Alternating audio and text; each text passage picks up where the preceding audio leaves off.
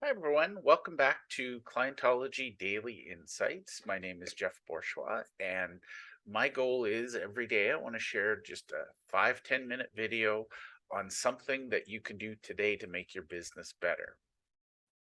So, if you're interested and you'd like to learn more, we do have a do it yourself program called the Clientology Growth System. And in this system, we show you how to create your own authority book in our 8-week intensive.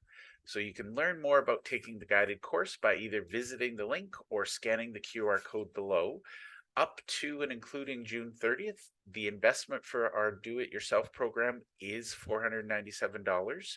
It is a completely new relaunched version. We want some feedback. That's why the investment is modest. After July 1st or July 1st and onwards, the investment goes back to the regular 5,000. All right, today I want to share something and I want to talk about mentally where are your dream clients? And I'll explain that.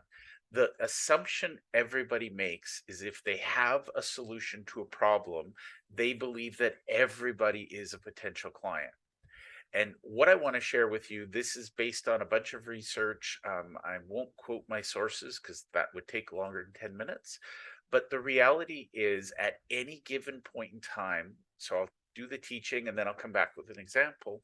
At any given point in time, there's less than 3% of a population that is actively seeking to purchase a solution to their problem. So if you have a solution, there's only ever 3% looking for it at any given point in time. Now, this will vary slightly between industries, but this is on average. So if you're targeting those who are specifically looking to purchase, you really have to be lucky because you're hoping you hit them at the exact moment they have their credit card out. So that's a tough market. And unfortunately, that's where most people focus their effort. Now, the second group is they're actively researching their options and they're trying to figure out what they could do to solve their problem. I'll come back with examples on that. There's about 7% of the population who's researching. So that's a great place. That's where we like the authority books to come in. If they're researching, we give them the research parameters. We help them do their research. Now, the third group are aware that they have a problem. They're not ready to seek a solution. Again, that's the intention of an authority book is we want to reach that 30% audience that knows they have a problem, but they haven't done anything about it. And that's why in our authority books, we help them decide, is this an urgent thing or is this a later thing or a never thing? So most traditional marketing is going for the top 3%. With our authority books, we're looking to reach 40%. So it broadens our scope a lot. Now, 4 is probably the least touched area because it's expensive to wait and hope.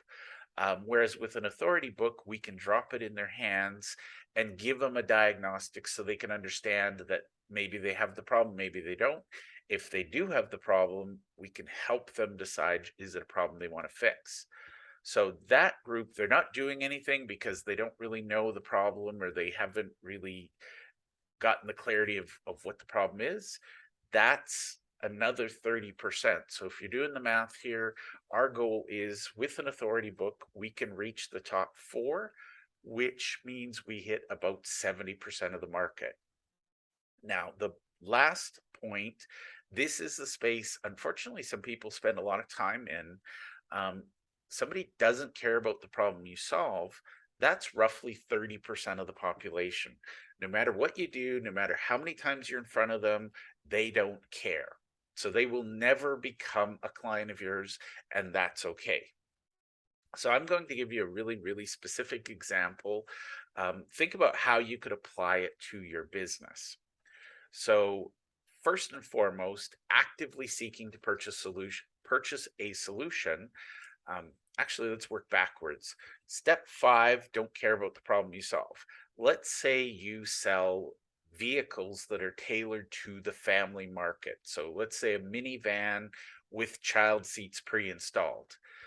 There is a segment of the population, those who don't have grandchildren and they're older, those who are diehard pet lovers and will always have pets, never children.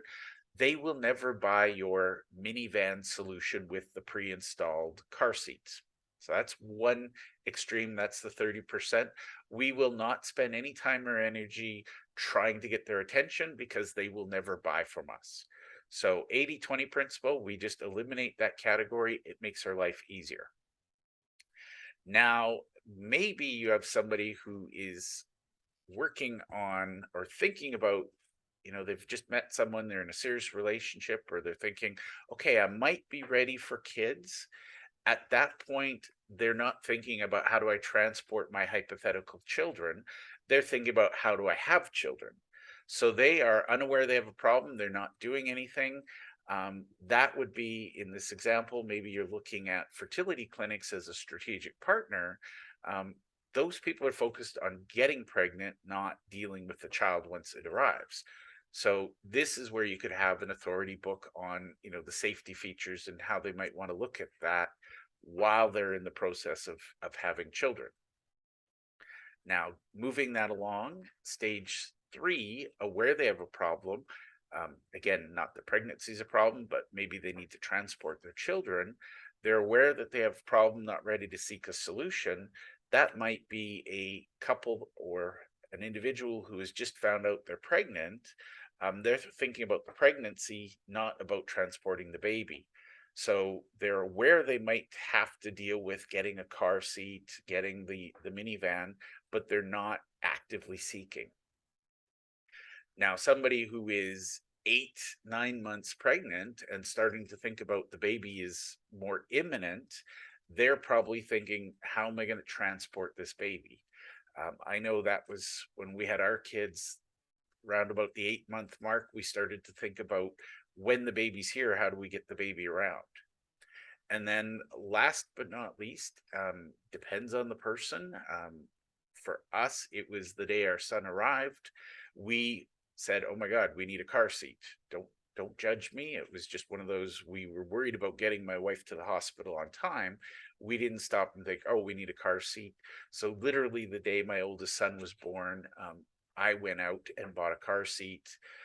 So you want to understand where your dream clients are at, because if you're just looking for the desperate father who has just had a child and is running around trying to find a car seat, you need to be really lucky. Literally, I went to the first store I could find, bought the first safe car seat I could find. It wasn't the best, it wasn't the worst, it was the first. So you don't want to rely on desperation and luck. With an authority book, yes, you can pick up some of those people. But really, truly, most of the authority book is focused on categories 2, 3, and 4. We want to help people research their problem, get clear on it. So that's a lesson. And one of my favorite questions is, how does this apply to me? What could you do in your business with this knowledge? How could you apply the knowledge that literally 97% of the audience isn't looking to buy today? And more importantly, I think the fact that 30% will never buy. Thank you for your time. I wish you all the luck in growth.